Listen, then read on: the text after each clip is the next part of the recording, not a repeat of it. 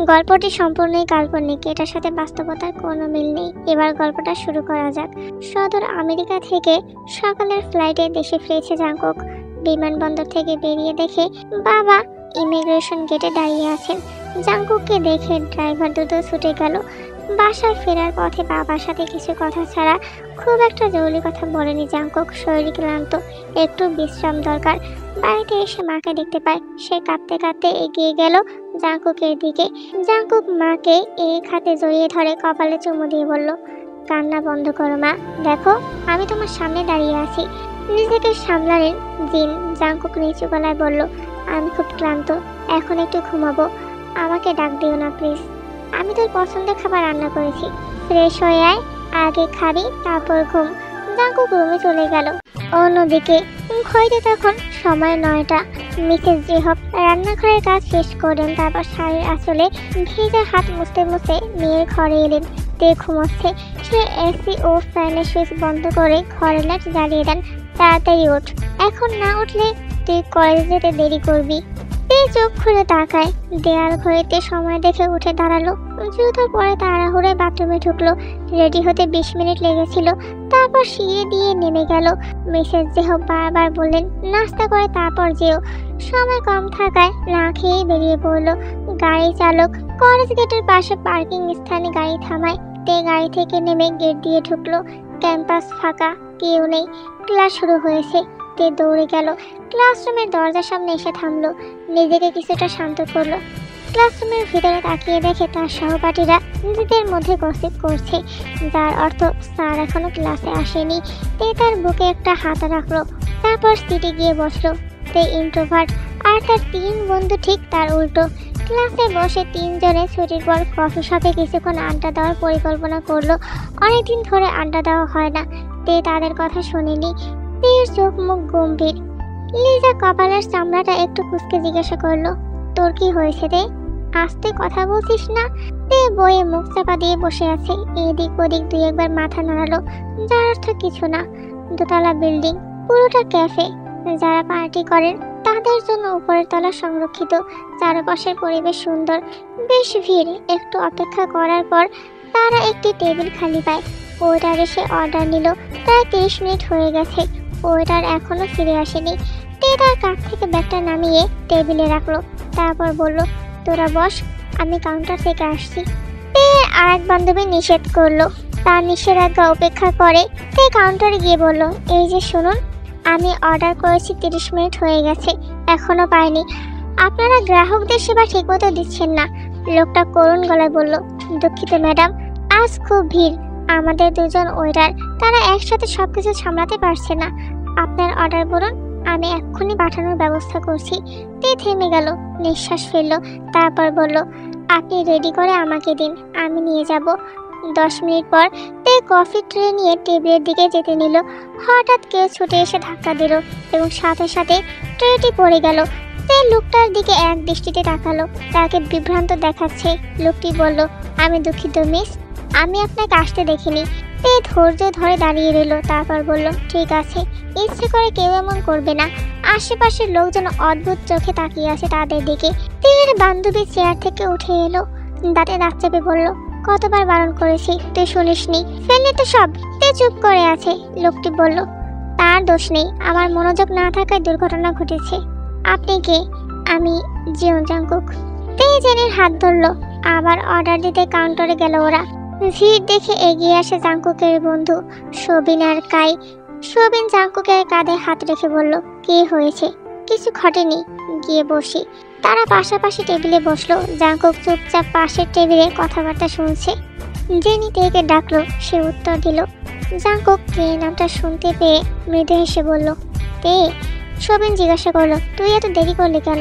আমরা অনেকক্ষণ বসে আছি, আমি এই জায়গা চিনি না, খুঁজে বের করতে সময় লেগেছে।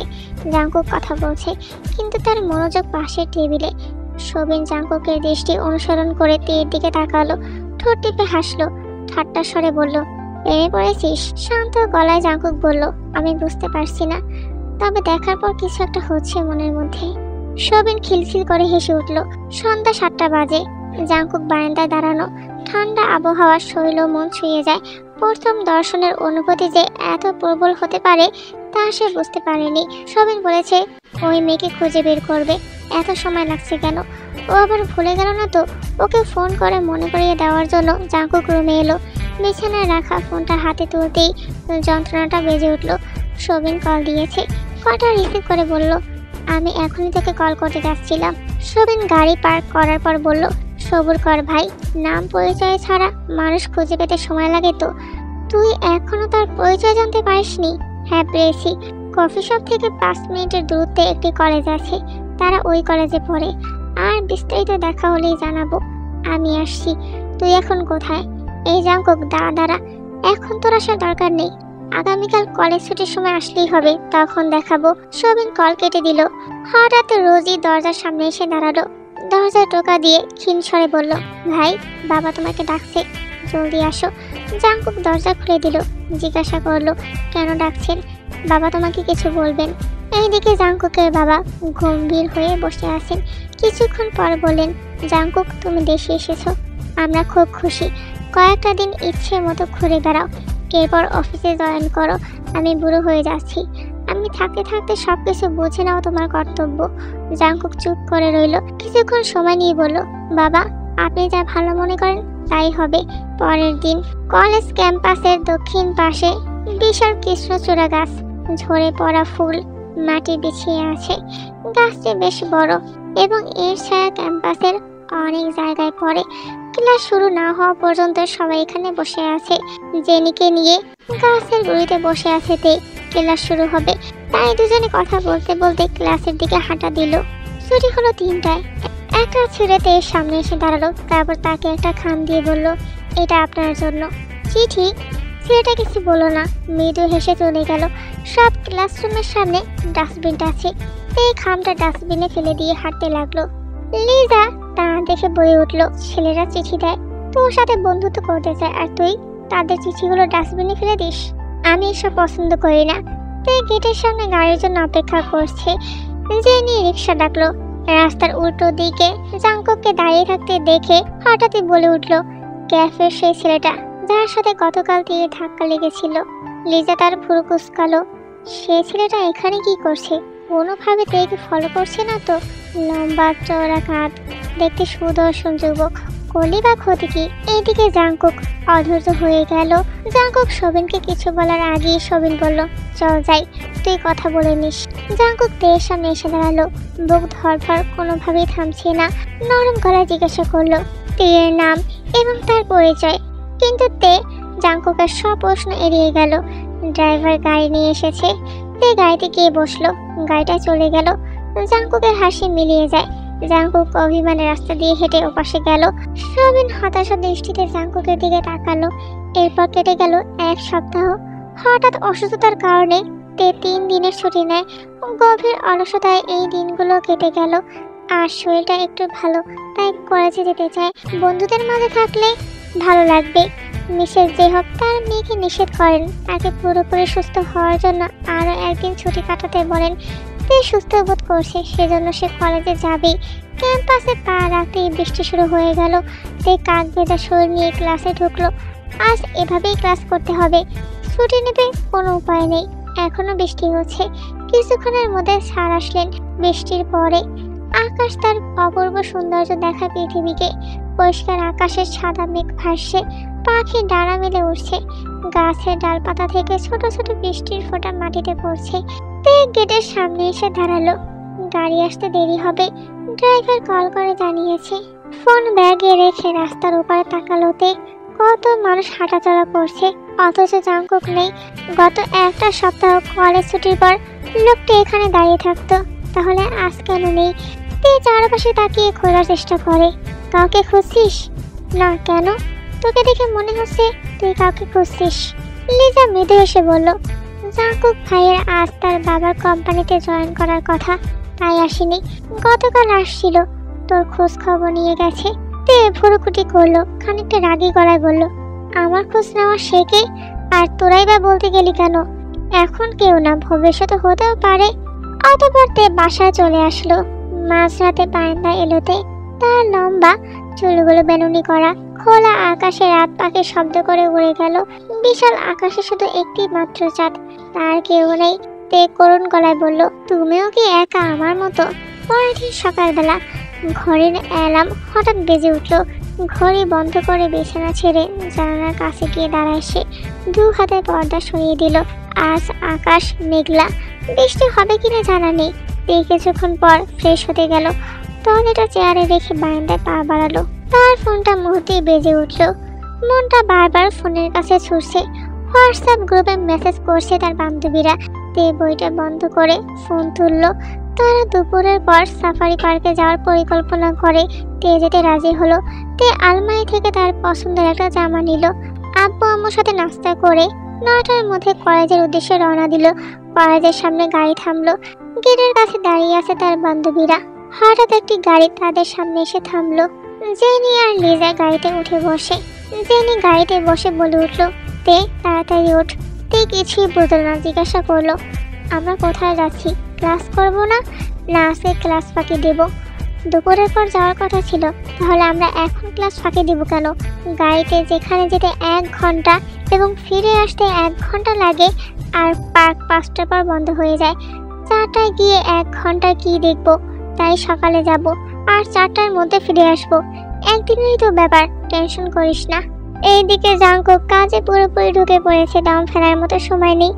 মিটিং শেষ করে চেম্বারে বসে টেবিলে রাখা গ্লাসটা নিয়ে পানি পান করলো। সবিনের কল এলো, সাফারিতে যাচ্ছি, তুই কি আমাদের সাথে যাবি না?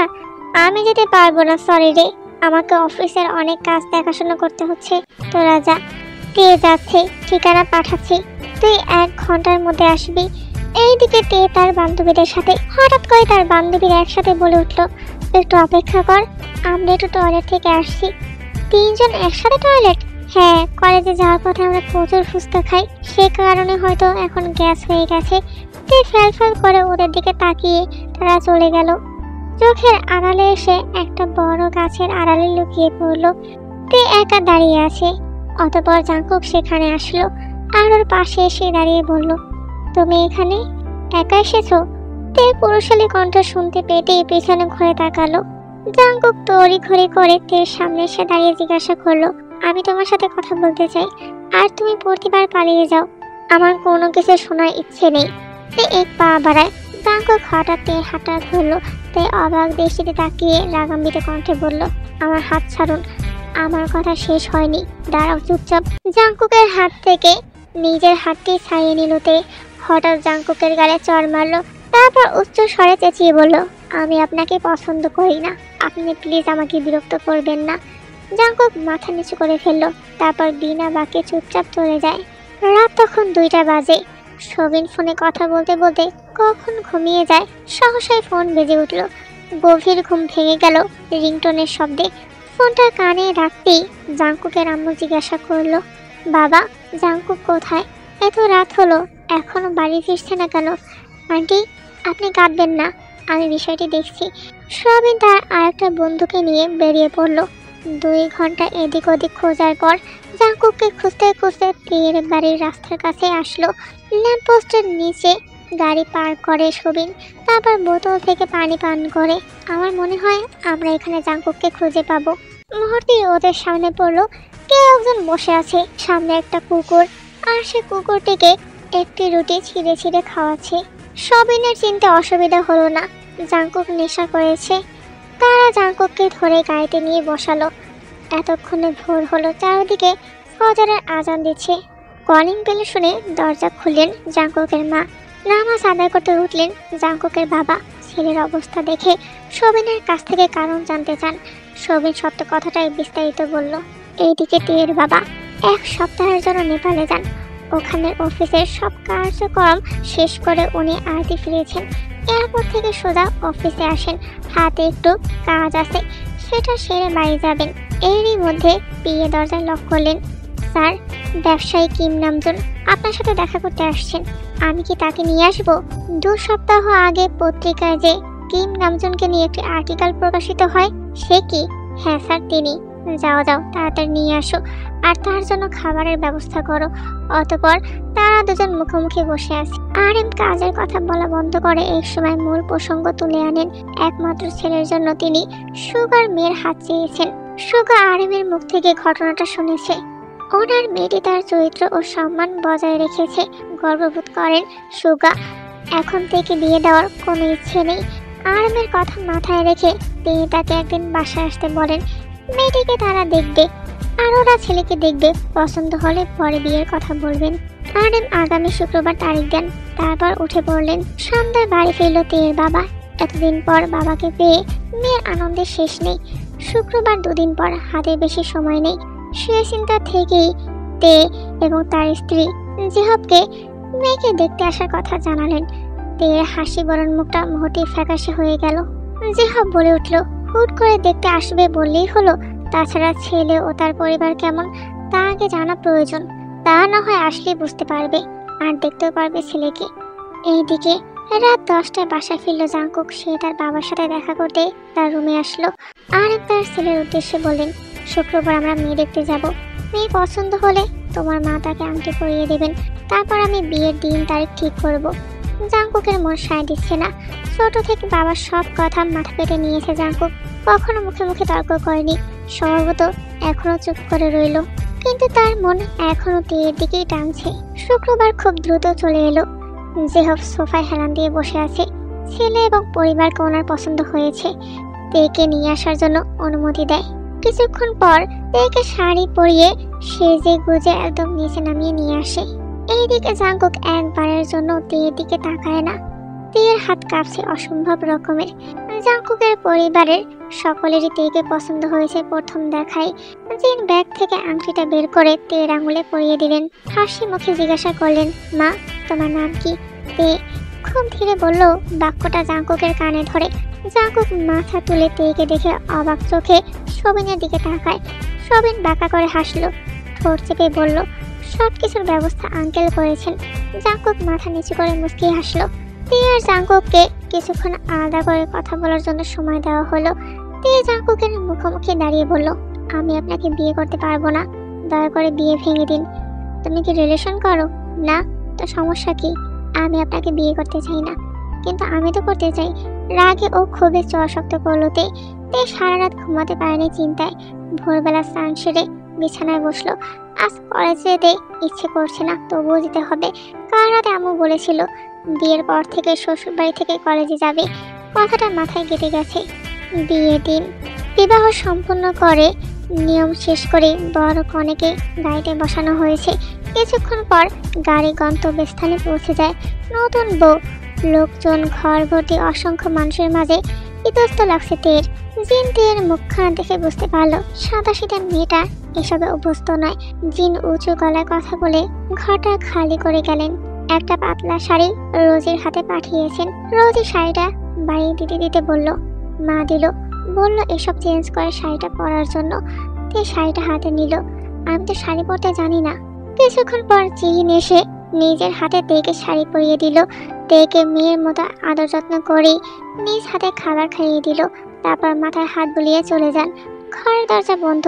ছোট বোনেরা দরজা বন্ধ করে দাঁড়িয়ে আছে। বকশিস না পেলে ওরা দরজা খুলবে না। বোনদের হাতে টাকা গুঁজে ওদের খুশি করে রুমে এলো জাংকুক।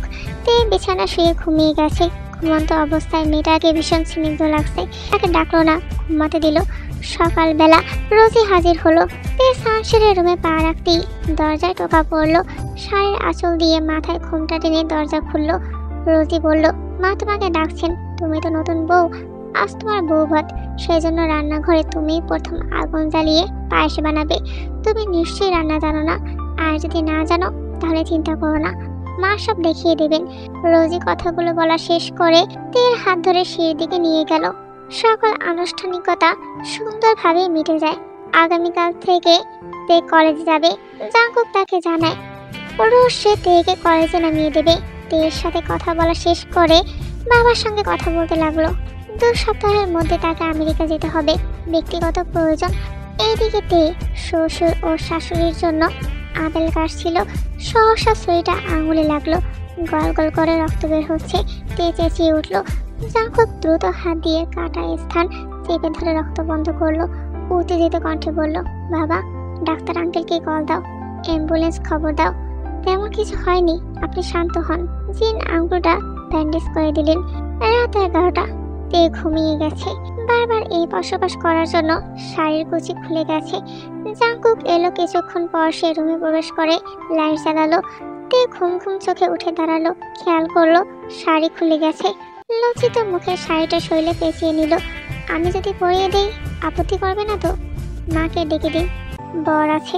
তবুও শাশুড়িকে ডাকছো, মানুষ কি ভাববে? তে আর কথা বাড়ালো না। জাংকুক শাড়ি ধরলো, তার প্রতিটা স্পর্শেতে কেঁপে উঠলো জাংকুকের হাত। তের ওদরে লাগতেই তের শরীর শিরশির করে উঠলো। তে চোখ বন্ধ করে নেয়। জাংকুক তাড়াতাড়ি শাড়িটা পরিয়ে দেয়। এইবার আমার মনে হয় তোমার শাড়ি পরা শেখা উচিত। তে দূরে সরে গেল। জাংকুক মৃদু হাসলো, মলিন হাসি দিয়ে তারপর বারান্দার দিকে এগিয়ে গেল। জোরে জোরে নিঃশ্বাস ফেলে বলল, আমি তোমাকে সুখ ভেবে ভালোবাসি, তুমি দুঃখ ভেবে দূরে সরাও। অপেক্ষা সত্যিকারের ভালোবাসার নিদর্শন। অনেকেই ভালোবাসতে জানে, কিন্তু অপেক্ষা করে ভালোবাসা প্রমাণ করতে জানে না। প্রয়োজনে আমি চিরকাল তোমার ভালোবাসার জন্য অপেক্ষা করব। আমি বিশ্বাস করি একদিন তুমি আমাকে ভালোবাসবে। জাংকুক তেকে উদ্দেশ্য করে কথাগুলো বলে তে নির্বাক ঘর থেকে বের হয়ে গেল। জাংকুক তাকিয়ে দেখলো সে চলে যাচ্ছে। কিছুক্ষণ পর রুমে খাবার নিয়ে এলো। তে টি টেবিলের উপর রেখে বলল, আসছেন অনেকক্ষণ, এখন একটু খেয়ে নিন। আজ এত মায়া? খুশি হওয়ার কোনো কারণ নেই, মায়ের জন্য করছি। তিনি যদি জানেন যে আপনি রাতে না খেয়ে ঘুমিয়েছেন তবে কষ্ট পাবেন। মা কষ্ট পাবে বুঝলে আমার যে কষ্ট হয়, তুমি কি দেখছো না? জাংকুক বসা থেকে উঠে দাঁড়ালো, ব্লেজারটা পরে নিয়ে বলল, আজকে রাতটা বন্ধুদের সাথে কাটাবো, তুমি ঘুমিয়ে পড়ো। এখন অনেক রাত, প্লিজ যাবেন না? অবাক চোখে তাকিয়ে রইল জাংকুক, তারপর বলে উঠল, আচ্ছা ঠিক আছে, যাচ্ছি না। সকালের দিকে জাংকুকের কাজিন বোনেরা বাড়িতে আসলো। ওদের আনন্দ উল্লাসে বাড়িটা যেন হঠাৎ জেগে উঠেছে। সবাই একসাথে বসে আড্ডা গল্পে মজে গেছে। তে ওদের সঙ্গে খুব তাড়াতাড়ি মিশে গেছে। তে রুমে এলো, আজ কলেজে যাবে না? এখনো রেডি হওনি যে? একটা কথা বলবো, আজ জেনির বিয়ে। তেমন কোনো বড় অনুষ্ঠান হবে না, ঘরোয়াভাবে ছোট একটা আয়োজন করা হবে। আমি কি যাব? বিকালে তৈরি হয়ে থেকো, আমি এসে নিয়ে যাব। তে খুশি হয়ে মুস্কি হাসলো। অতঃপর জাংকুক বিকেলবেলা জেনির বিয়েতে তেকে নিয়ে গেল। বাড়িতে ফিতে ফিতে বেশ রাত হয়ে গেল। এসে দেখলো রুমের অনেক কিছুই পরিবর্তন হয়ে গেছে। জাংকুকের রুম থেকে সোফাটা সরিয়ে দিয়েছিল জিন। জাংকুক বিছানায় গিয়ে শুয়ে পড়লো। এখানে শুয়েছেন কেন? সোফায় যান। জাংকুক উঠে দাঁড়াতে দাঁড়াতে বলল, সোফা নেই। তাই বিছানায় গিয়ে চোখ বুঝলো জাংকুক নিচে শোবে না, এই জন্য বারান্দায় এসে দাঁড়িয়ে থাকলো। বেশ কিছুক্ষণ পর তের ঘুম ভাঙলো। সে ঘুম থেকে উঠে জাংকুককে কোথাও দেখলো না। বারান্দায় এসে জাংকুককে বলল, বাইরে তো ঠান্ডা, আপনি বারান্দায় কি করছেন? ভিতরে আসুন। জাংকুক রুমে এলো, বিছানার দিকে তাকিয়ে দেখলো বিছানার মাঝখানে একটি কোলবালিশ। কোনো সন্দেহ নেই, তে তার ঘুমানোর জন্য আলাদা জায়গা করে দিয়েছে। বিয়ের 1 মাস পূর্ণ হলো, বোধহয় একটু একটু করে সন্ধি হচ্ছে। জাংকুক শুয়ে পড়লো, কোলবালিশের দিকে ইশারা করে বলল, এটাকে মাঝখান থেকে সরিয়ে ফেললে হয় না? তে বলে উঠল, না। তোমাকে একটা প্রশ্ন করি, সত্য বলবে কিন্তু। এই 1 মাসে তোমার মনে কি আমার জন্য একটুও ভালোবাসা তৈরি হয়নি? তে জবাব না দেওয়ায় জাংকুক আবার বলে উঠল, কাউকে ভালোবাসো? তার জন্যই কি আমাকে গ্রহণ করতে পারছো না? তে নিশ্চুপ। জাংকুক ঘুমানোর চেষ্টা করলো। এরপর কেটে গেল 2 দিন। আজ বুধবার। অফিস থেকে অতি জরুরি কাজের জন্য আজ রাতের ফ্লাইটে জাংকুককে লন্ডন যেতে হবে। আইএস কোম্পানির সিইও এর সাথে মিটিং আছে। এই মিটিংটা সুন্দর মতো হলে ওদের কোম্পানি বিশাল লাভ পাবে। জাংকুক বাড়ি এসে তার মা আর বাবাকে জানালো। জিন বলে উঠলো, একা যাবি কেন? ঠিক সঙ্গে নিয়ে যা, তাছাড়া বিয়ের পর তো তোরা কোথাও ঘুরতেও যেতে পারিসনি। জাংকুক তের দিকে তাকায়, না না, আমি যাব না, আমার ফ্লাইটে ভয় লাগে। তে স্বস্তি ফিরে পেল। জাংকুক চলে গেলে ওর দিনগুলো ভালো কাটবে, রোজ রোজ ওকে দেখতে হবে না। জাংকুক লাগেজ গুছিয়ে নিল। তে থেকে ওর ফোন চেয়ে বলে উঠলো, তোমার ফোনটা দাও। জাংকুক তের নাম্বার ওর ফোনে সেভ করে নিল। এরপর বলে উঠলো, আমি পৌঁছে তোমাকে কল করব। আর তোমার যদি আমাকে মনে পড়ে, তুমিও মাঝে মধ্যে আমাকে কল দিও, আমার মনে পড়বে না। জাংকুক কপাল কুঁচকালো। জাংকুকের সঙ্গে এয়ারপোর্ট যাচ্ছেন ওর বাবা। রাত গভীর হতে লাগলো। তে চুলগুলো হাত খোপা করে নিল। ফাঁকা রুমটা এক পলক দু পলক তাকিয়ে রুম ত্যাগ করলো। হাঁসফাঁস লাগছে। বারান্দায় এসে দাঁড়িয়ে শূন্য আকাশটা দেখতে লাগলো আর বারবার হাতের ফোনে সময় দেখে নেয়। নিজের অজান্তেই জাঙ্কুকের কলের অপেক্ষা করছে। লোকটা বলে গেছে বসেই প্রথম তাকে কল দিবে সকাল 9টা। আজ থেকে তেকে কলেজে পৌঁছে দিবে ড্রাইভার, আর সময় হলে উনি নিয়ে আসবেন। ক্লাসে বসেও মন উসখুস করছে। ছুটির পর গাড়ির জন্য দাঁড়িয়ে রইল।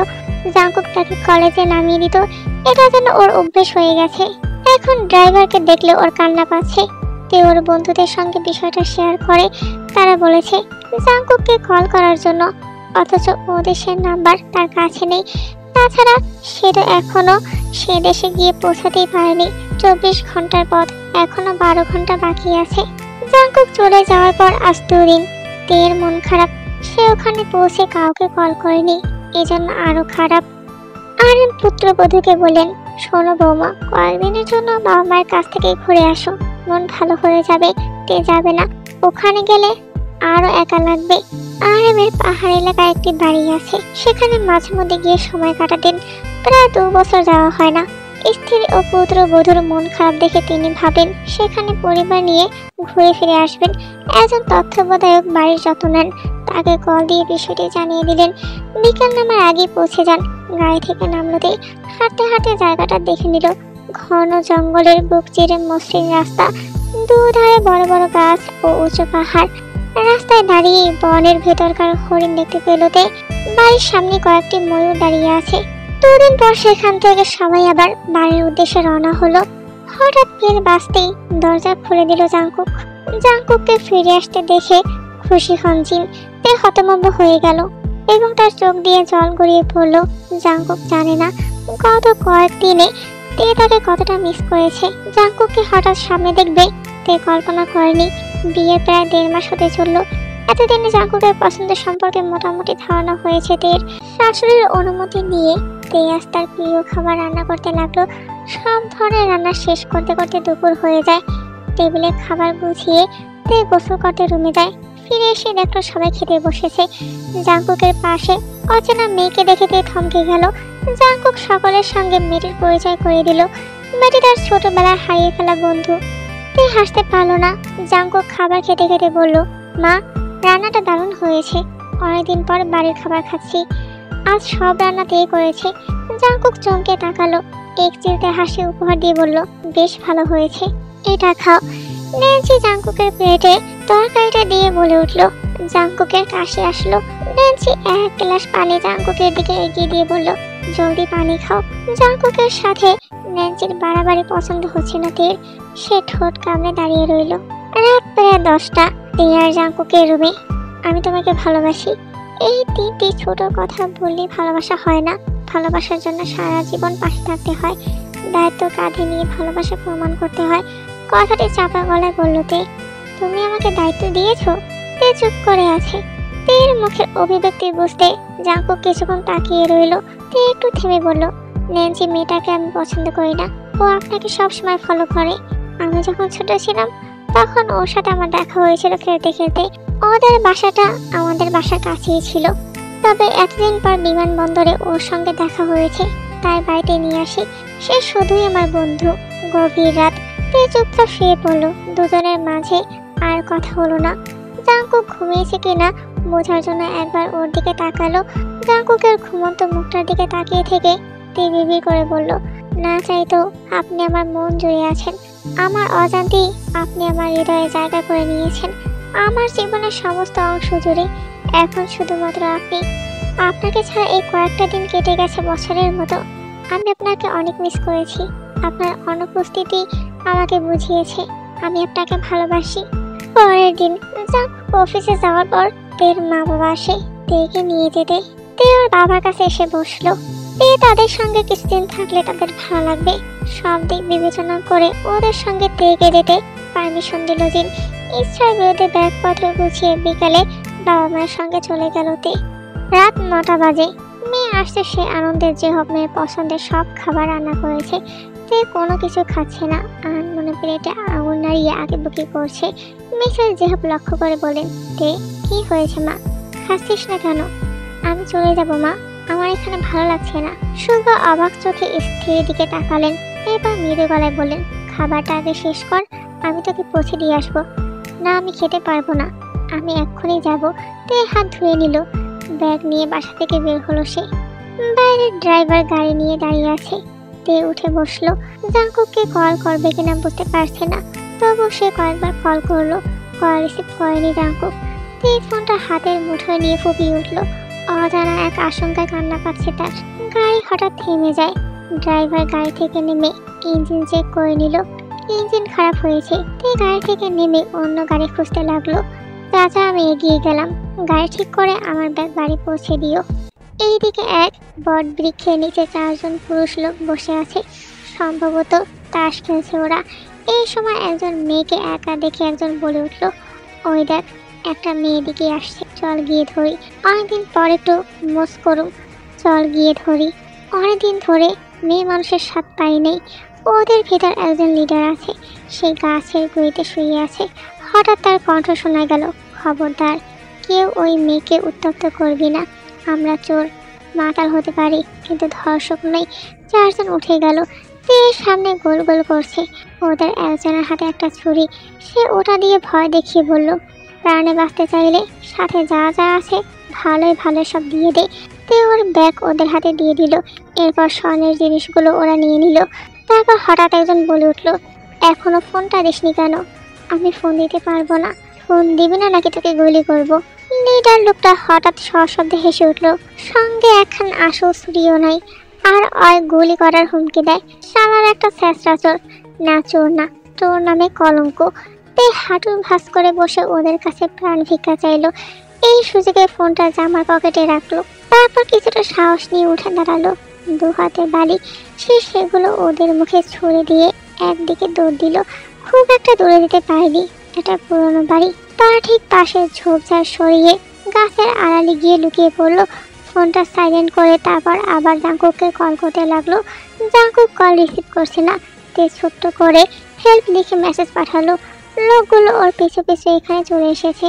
একজন বলে উঠল, শালি পালাইছে। পালাইয়ে যাইব কই? খুঁজে দেখ, আশেপাশে আছে। এইদিকে মিটিং শুরু হয় 7টা বাজে, শেষ হতে 9টা বেজে যায়। জাঙ্কুক ওর ফোন সাইলেন্ট করে পিয়ের কাছে ফোনটা দিয়েছিল। জাঙ্কুক কেবিনে এসে বসা মাত্রই তার পিয়ে ফোনটা এগিয়ে দিয়ে বলল, স্যার, আপনার ফোন। জাঙ্কুক ফোনটা হাতে নিয়ে কল লিস্ট চেক করে দেখলো তে কল দিয়েছে এবং মেসেজটি চোখে পড়লো। জাঙ্কুক তে নাম্বারে কল দিল। রিং হচ্ছে কিন্তু কেটে কেটে যাচ্ছে। মায়ের নাম্বারে কল দিল জাঙ্কুক। মায়ের কাছ থেকে জানতে পারলো তে ওর বাবার বাড়ি। একটু অস্বস্তি নিয়ে জাঙ্কুক তার শ্বশুরকে কল করলো। বাবা, তে কল রিসিভ করছে না কেন? মা বলল, সে আপনাদের বাসায় গিয়েছে। সে তো কিছুক্ষণ আগেই চলে গেছে বাবা, তোমার জন্য দুশ্চিন্তা করছিল। আমার মেয়েটা এতদিন পর এসেও একদিন থাকতে পারেনি, তোমার জন্য চলে গেল। একদিন সময় করে এসে বেরিয়ে যাও। আচ্ছা বাবা, এখন রাখি। জাঙ্কুক কলটা রেখে বিড়বিড় করে বলে উঠল, সে বিপদে আছে। জাঙ্কুকের চোখ রক্তিম হয়ে গেল। এর ফোনের লাস্ট লোকেশন চেক করার পর গাড়ি নিয়ে বের হয়ে গেল জাঙ্কুক। এইদিকে তের শরীর ভয়ে কাঁপছে। লোকগুলো চলে যাওয়ার পর তে দৌড়ে গাছের আড়াল থেকে উত্তর দিকে চলে গেল। ছুটে গেল খোলা মাঠে। একটু দূরে একটা নদী, চাঁদের আলো আশ্রে পড়ছে। নদীর পাড়ে জলের দিকে ঝুঁকিয়ে আছে বড় বড় গাছ। তে অস্থির হয়ে উঠল। হঠাৎ সে দেখতে পেল ভয়ঙ্কর কিছু একটা তার দিকে আসছে। বড় চোখ, চোখের মনে উজ্জ্বল, অন্ধকারে জলজল করছে। তে খুব ভয় পায়। ভয়ের কারণে তাৎক্ষণিক জ্ঞান হারিয়ে ফেলে। এইদিকে জাঙ্কুক তাড়াহুড়ো করে গাড়ি থেকে নেমে পাগলের মতো থেকে খুঁজছে আর চিৎকার করছে। সবিন বলল, অনেক খুঁজলাম, পাচ্ছি না। দেরি হওয়ার আগে চল পুলিশে যাই। 24 ঘন্টা না হলে পুলিশ মিসিং ডায়েরি লিখবে না। আমার খোঁজা এখনো শেষ হয়নি। জাঙ্কুক খোলা মাঠে এসে তে বলে চিৎকার করে। জাঙ্কুকের সাথে তার পিয়েও আছে। হঠাৎ সে কিছু একটা দেখে বলল, স্যার, ওইদিকে দেখুন, হয়তো কেউ আছে। তের মুখের দিকে লাইটের আলো ধরলো জাঙ্কুকের পিয়ে। জাঙ্কুক সেদিকে তাকাতেই নিচু গলায় বলে উঠল, তেকে কোলে তুলে নিয়ে গাড়িতে বসালো। অতঃপর নিয়ে গেল হাসপাতালে। চেক আপ করা হয়েছে। ডাক্তার বলে উঠল, শরীর দুর্বল, কোনো কারণে হয়তো ভয় পেয়েছিল, তাই অজ্ঞান হয়ে গেছে। কাল সকালের মধ্যে সব জ্ঞানে আসবে, টেনশন করবেন না। সকালে জ্ঞান ফিরল তের। ভূত বলে চিৎকার দিয়ে উঠল। জাংকুককে চোখের সামনে বসে থাকতে দেখে তে দু হাতে জড়িয়ে ধরলো। জাংকুক ও তের মাথায় হাত বুলিয়ে দিল। তে, শান্ত হও, কি হয়েছে আমাকে বলো। হয়তো ওটা বিড়াল ছিল, কারণ তাদের চোখ অন্ধকারে জ্বলজ্বল করছিল, আর আমি ভয় পেয়ে জ্ঞান হারিয়ে ফেলি। জাংকুক তের কাছ থেকে পুরো ঘটনাটা জানতে পারলো এবং ওই বখাটে ছেলের কথাও জানতে পারলো। সাথে সাথে পুলিশের কাছে গিয়ে রিপোর্ট করে আসলো জাংকুক। রাতে খাওয়া দাওয়া শেষ করে জাংকুক সেখান থেকে চলে গেল। তে রুমে গিয়ে রুমটা কিছুটা গোছানোর চেষ্টা করলো। তখনই দেখতে পেল একটি ডায়েরি। অবশ্যই জাংকুকের ডায়েরি, কোনো মতে ছাড়া কারো ব্যক্তিগত জিনিস পড়া উচিত না। তবুও তে বিছানায় বসে ডায়েরির পাতা উল্টাতে থাকে। ডায়েরির প্রথম পৃষ্ঠা একটা নাম দেখে ভীষণ অবাক হলো তে। গুটি গুটি অক্ষরে লেখা পড়ি। সে ডায়েরির প্রথম পাতা থেকে শেষ পর্যন্ত পড়তে লাগলো। শেষে তার চোখ থেকে পানি পড়ে গেল। সেখানে লেখা, তে, তোমাকে বিয়ে করে তোমার জীবনটা নষ্ট করে দিয়েছি, কিন্তু তোমাকে প্রথম দেখে মন বলেছিল তুমি আমার, শুধু আমার। পুরো ডায়েরি জুড়ে জাংকুক শুধু তেকে নিয়ে লিখেছে। তে ডায়েরিটা বন্ধ করে চোখের পানি মুছে সে ছাদে চলে গেল দৌড়ে। জাংকুক কারো পায়ের আওয়াজ পেয়ে পেছনে ঘুরে তাকালো। পেছনে ঘুরতেই তে জাংকুককে জাপটে জড়িয়ে ধরলো। একটা মানুষ যে তাকে এতটা ভালোবাসবে, এটা সত্যি অকল্পনীয়। জাংকুক যেন কিছুই বুঝে উঠতে পারছে না। সে শুধু তের মাথায় হাত বুলিয়ে দিচ্ছে, কিন্তু অনুভব করতে পারছে তে ফুপিয়ে কাঁপছে। নিশ্চয় জিজ্ঞাসা করলো, তে, কি হয়েছে তোমার, কাঁদছো কেন তুমি? জাংকুক, আমি আপনাকে ভালোবাসি, ভীষণ ভালোবাসি, প্লিজ আমাকে ছেড়ে দিবেন না, আমাকে ছেড়ে কোথাও যাবেন না প্লিজ। জাংকুক তেকে নিজের বুক থেকে আলাদা করলো। তারপর তের কপালে নিজের ঠোঁটের স্পর্শ দিয়ে বলে উঠলো, আমি তোমাকে ছেড়ে দেওয়ার জন্য ভালোবাসি নিতে। ডান হাত দিয়ে তের চোখের পানি মুছে দিল। তে জাংকুকের পায়ের উপরে উঠে দাঁড়ালো। জাংকুকের গলা জড়িয়ে ধরতেই জাংকুক তেকে নিজের সাথে মিশিয়ে নিজের উষ্ঠজোড়া তের উষ্ঠজোড়ায় মিশিয়ে দিল। মুহূর্তে তে চোখ বন্ধ করে নিল। আস্তে আস্তে সেও সায় দিতে লাগলো জাংকুকের সাথে। কিছুক্ষণ পর জাংকুক অধর সুধা মিটিয়ে তেকে ছেড়ে দিল। দুজনই হাঁপাচ্ছে। তে লজ্জায় চোখ নামিয়ে নিল। কিছু বুঝে ওঠার আগেই জাংকুক তেকে কোলে তুলে নিল এবং নিজের রুমে চলে গেল তেকে নিয়ে। তেকে বেডে শুয়ে দিয়ে তের কানে ফিসফিস করে বলল, শুনেছি ধৈর্যের ফল মিষ্টি হয়, তাহলে কি আজ আমি মিষ্টি পেতে চলেছি? তে লজ্জায় দু হাত দিয়ে মুখটি ঢেকে নেয়। জাংকুক তের হাত দুটো সরিয়ে তের মুখমণ্ডলে নিজের ভালোবাসার স্পর্শ এঁকে দেয়। বাকিটা গাইস তোমরা না হয় নিজেরাই বুঝে নিও।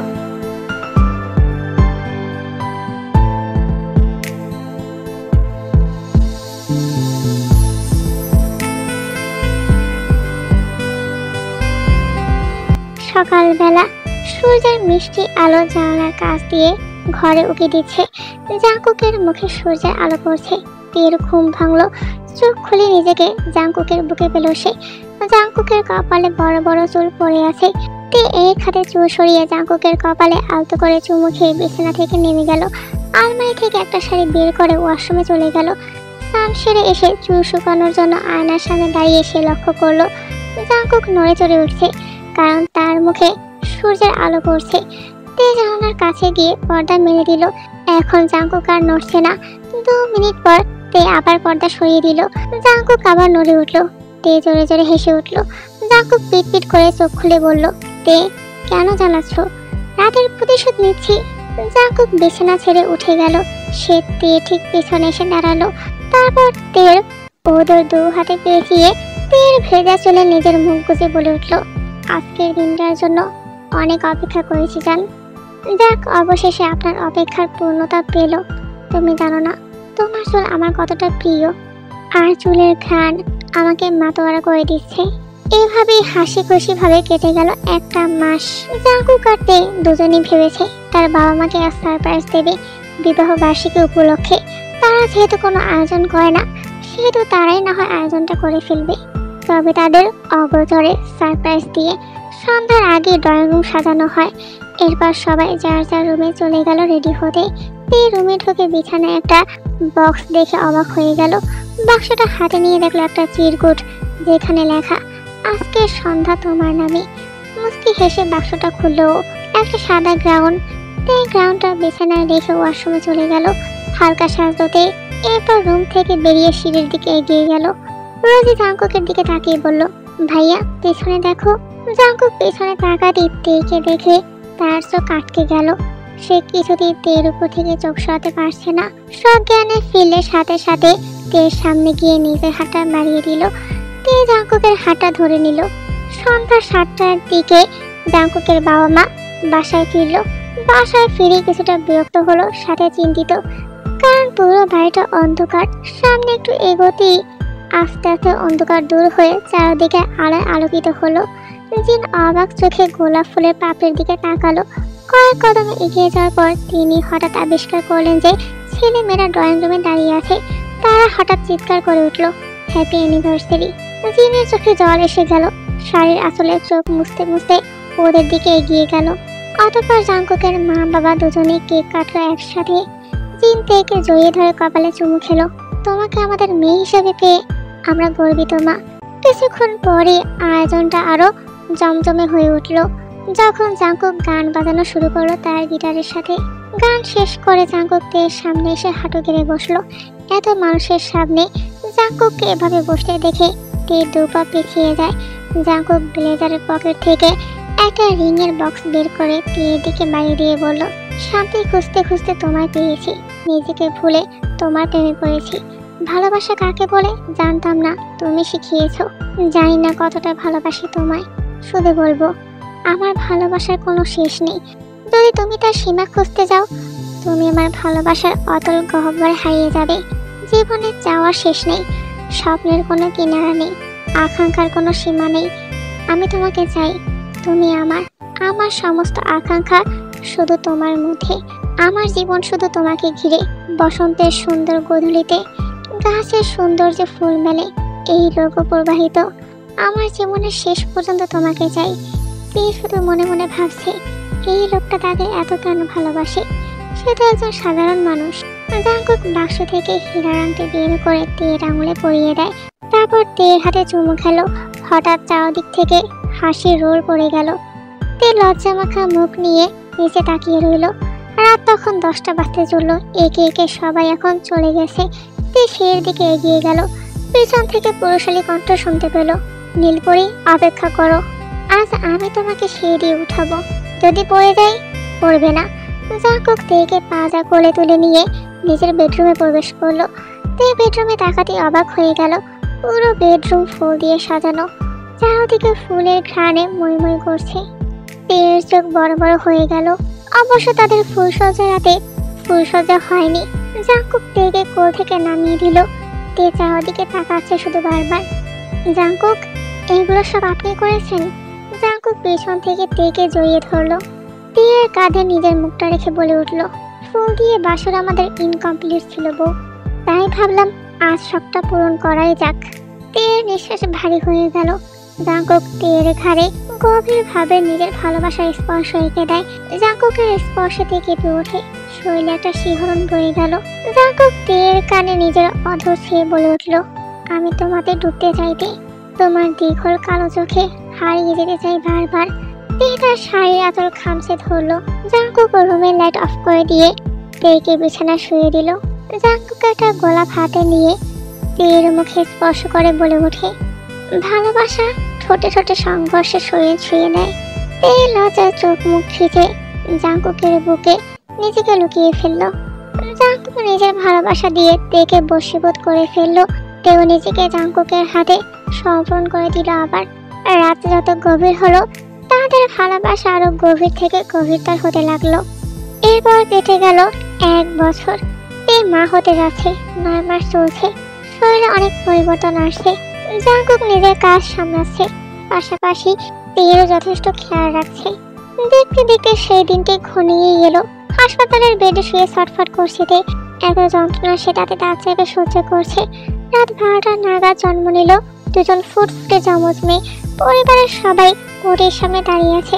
একটু পর দুজন নার্স দুটো বাচ্চা কোলে নিয়ে ওটি থেকে বেরিয়ে আসলেন। বকশিস নিয়ে দুজন বাচ্চাকে তার দাদি ও নানির কোলে দিয়ে নার্সরা চলে যান। রাতে হাসপাতাল থেকে বাচ্চাদের নিয়ে বাড়ি যাওয়া ঠিক মনে করলেন না জিন। তেকে কেবিনে দেওয়া হয়েছে।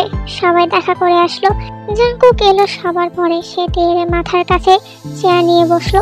এরপর মাথায় হাত রেখে ক্ষীণ গলায় ডাকলো, তে। তে পিট পিট করে চোখ খুললো, তারপর জিজ্ঞাসা করলো, আমার মেয়েরা ঠিক আছে তো? ওরা কোথায়? আমি একটু দেখবো, একটু অপেক্ষা করো, মা ওদের নিয়ে আসছেন। একে একে সবাই কেবিনে আসলেন। এরপর বাচ্চাদের ওদের মা বাবা করে দিল। জাঙ্কুক মুগ্ধ চোখে এতক্ষণ মেয়েদের দেখলো, একজনকে কোলে নিল, অন্যজনকে তীর করে দেওয়া হয়। তে মেয়ের কপালে আলতোভাবে ঠোঁট ছোঁয়ালো। জাঙ্কুকের চোখ ছলছল করছে। এটাই হয়তো পুরুষের জীবনে সর্বশ্রেষ্ঠ সুখ। জাঙ্কুক বাচ্চাকে কোলে নিয়েই তের কপাল নিজের ভালোবাসার স্পর্শ এঁকে দিয়ে বলে উঠল, তে, তুমি আমাকে সর্বশ্রেষ্ঠ সুখ দিয়েছো। আমি তোমার কাছে সারা জীবন কৃতজ্ঞ থাকবো। তেরও মা হওয়ার অনুভূতি নিজেকে পরিপূর্ণ করে তোলে। তে আর জাঙ্কুকের এই সুন্দর মুহূর্ত উপভোগ করে পুরো পরিবার। আর এই গল্পের সমাপ্তি এখানেই।